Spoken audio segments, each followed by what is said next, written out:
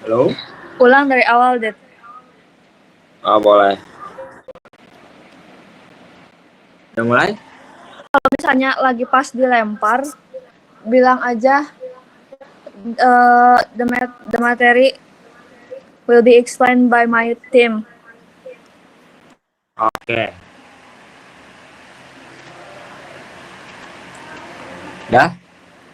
Terus sing jelas, Dit. Oke. Sorry, aku mah British. Anjay.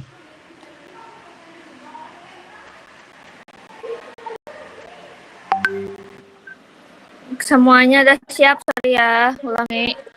Yo, aman. Dah? Go, Dit. Oke. Assalamualaikum warahmatullahi wabarakatuh. Good afternoon, everyone. Welcome to our presentation. Today we are honored to present a research study. The title is The Effect of School Participation Rate 16 until 18. Sorry. Human Development Index and Open Employment Rate on Poverty percentage in 29 province in 2024. This work was conducted by our team as part of Human Resource Economic course. Allow me to briefly introduce the presents.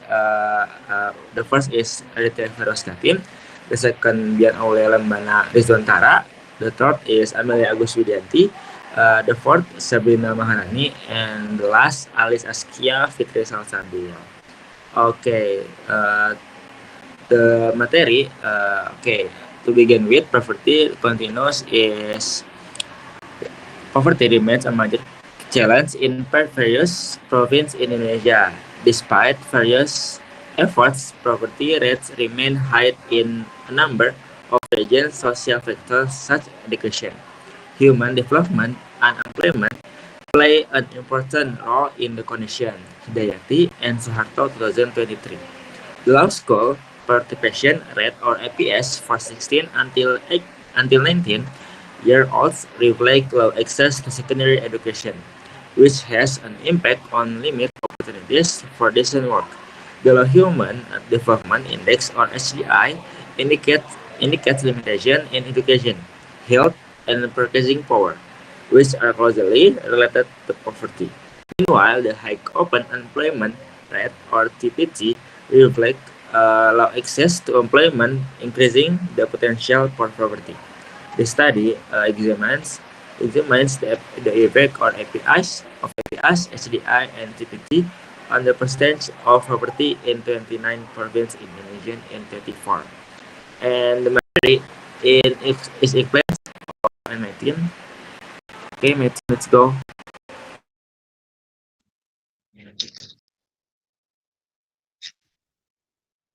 In this slide, I will explain the methodology used in our study. The study used a quantitative approach using multi-linear regression to test the effect of AVS, HDI, and CPT on poverty in 29 provinces in Indonesia 2024. Data is taken from BPS and analyzed using a few software. Next. This slide explains the variable in the regression model. The dependent variable Y represents property. The dependent variable are X1 APS, school participation rate of children aged 16 to 18 years old. X2 HDI, Human Development Index. X3 TVT, Open Employment Rate. The regression model helps analyze how these three factor affect poverty level in the province. Next.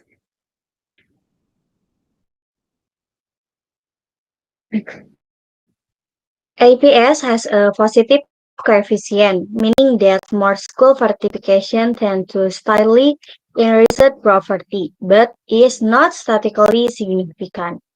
HDI has a significant negative effect, reducing poverty by 1.6 or 70 unit in research. TVT has a positive coefficient, but it's also not significant. The R-square value is 0.772, meaning the model explained about 77% of the variation in poverty levels. The material will be continued by my friend. Thank you.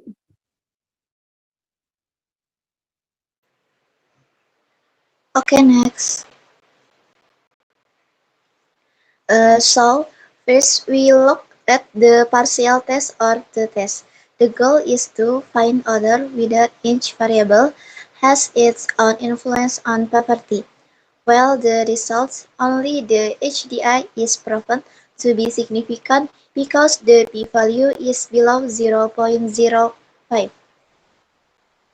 This means that the higher the HDI, usually the poverty decreases. Meanwhile, the APS age 16 to 18 and TPT have p-values of above 0.05.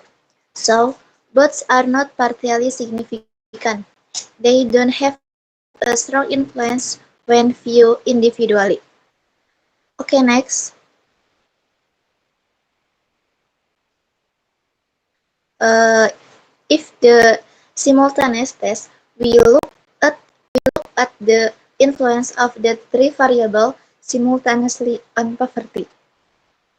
From the result, the p-value is 0.00000, clearly smaller than 0.05. That means APS, HDI, and TPT, when combination, have a significant influence on poverty. So, even though some are not significant individually, when tested together, they still have an influence. Next. Then the three determination coefficient test or R-square. We also see the R-square value of 0.7723. This means that this model can explain around 77.23% of the variation in poverty levels in 29 provinces. That's quite strong. The remaining 22.77% is influenced by other factors that are not included in this model, such as regional policies, local culture, or other factors. Okay, thank you. Okay, next, my friend.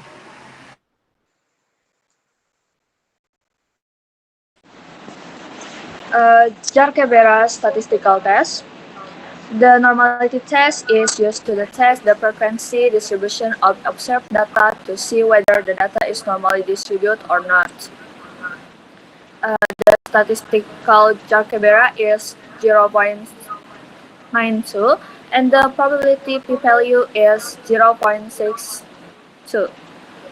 The interpretation is first, the probability value more than 0.05, then we do not reject H null. And H null or null hypothesis states that the residual are normally distributed. Last, since the p-value of 0.62 is much greater than 0.05, it can be concluded that the residual are statistically normally distributed.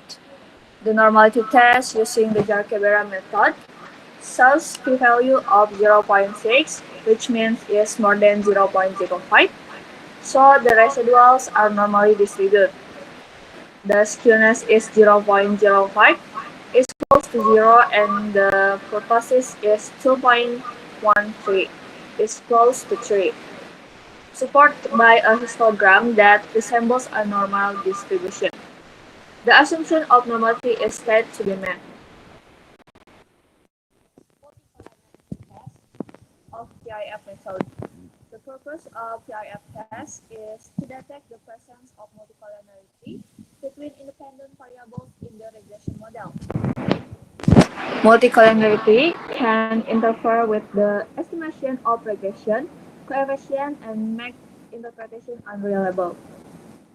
The general guidelines for PIF is First, if VIF is less than 5, is not significant multicollinearity. And if the VIF method is more than 5 but less than 10, there is an indication of multicollinearity but is not critical.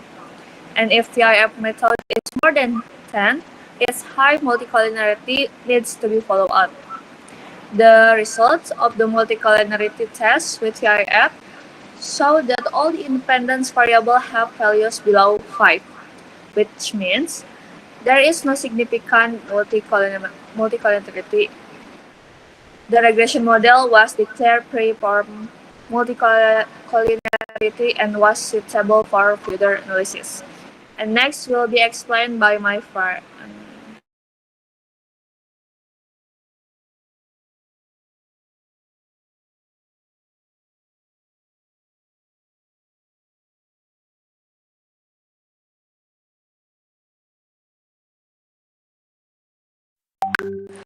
Hello, my friend.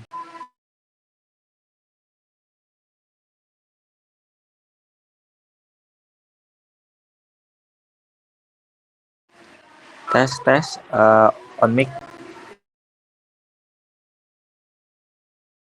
Sorry.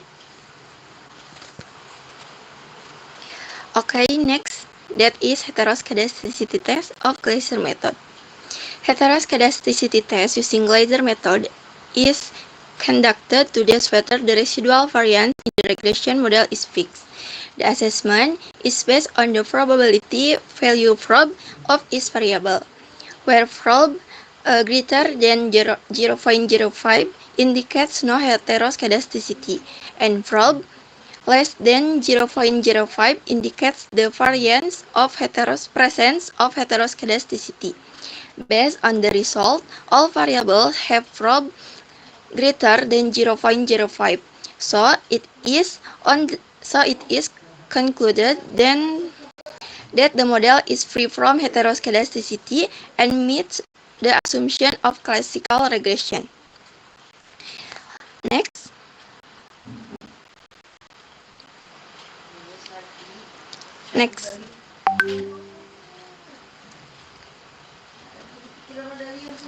Next slide.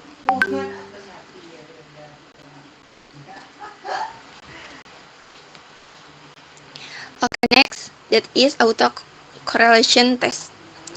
The autocorrelation test detects residual correlation in regression model, especially for time series or final data. If probe greater than 0.05, there is no autocorrelation. If probe less than 0.05, autocorrelation exists. The test results show t-square p-value 0.2323 and p-statistic 0.2951 greater than 0.05, indicating no autocorrelation, and the model meets classical regression assumption. Okay, next.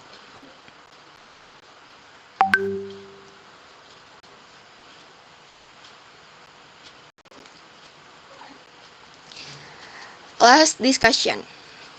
School participation rate AVS is a positive but insignificant effect on poverty, possibility due to inadequate education quality and limited job access. Human Development Index (HDI) has a negative and significant effect, meaning high HDI effectively reduces poverty. Often, unemployment rate atau TVT show a positive but insignificant effect, likely due to high informal sector activity. Simultaneously, all three variables significantly affect poverty, with an R-squared 72.63%, indicating the smoke of the population in poverty is flagged by this factor. Okay, I return to moderator. Thank you.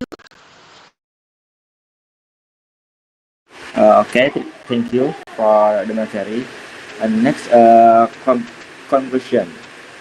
APS has a positive but insignificant effect on poverty, indicating that increasing school participation has not had a direct impact on reducing poverty.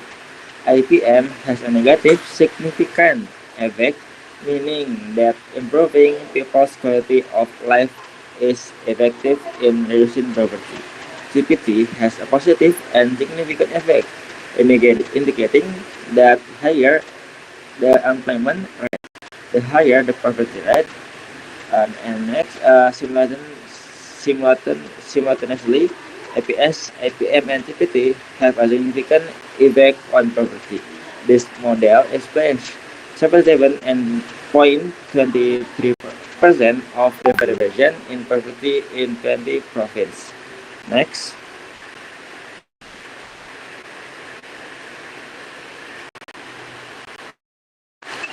Next. Okay. Next recommendation. Focus on the quality of education, not just increasing school participation rates. Second, strengthen human development through indirected and sustainable education, health, and economic service. Third, improve the labor market by encouraging the formal sector, empowering MSMEs, and providing integrated labor market data. Fourth, encourage multi-party collaboration between the government, private sector, and community to build an inclusive development ecosystem. Okay, thank you for our presentation. Sorry if the material or the audio is not good. Okay, next. Thank you.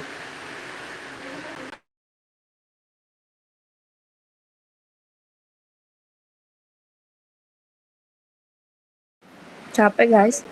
Belum dimatiin. Belum dimatiin.